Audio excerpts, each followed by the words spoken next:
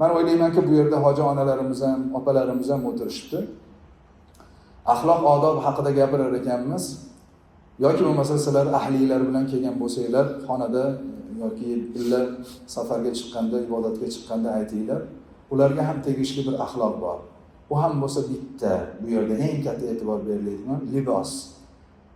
Kiyimlarini nihoyatda ko'zga tashlanadigan kiyim kiymasinlar. Erkak kishi hajji odobida ko'zini g'azzul basar deydi. Basar ko'zni, ya'ni g'azzul basardan murod bu ko'zni nomahramdan tiyish degan.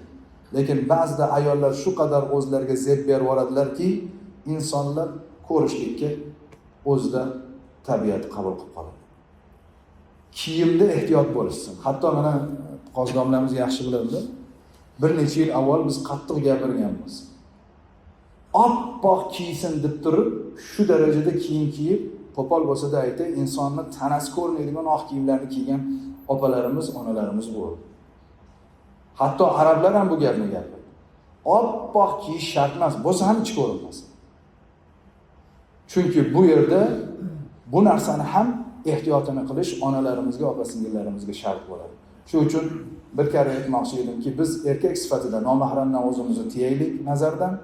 Ikkinchidan, ayollar esa nomahramlarning o'ziga ko'zlari tashlanib qolmasligi uchun liboslarga e'tibor bersalar, ana shunda hojini, axloqini, odobini o'z o'rniga qo'ygan bo'ladilar.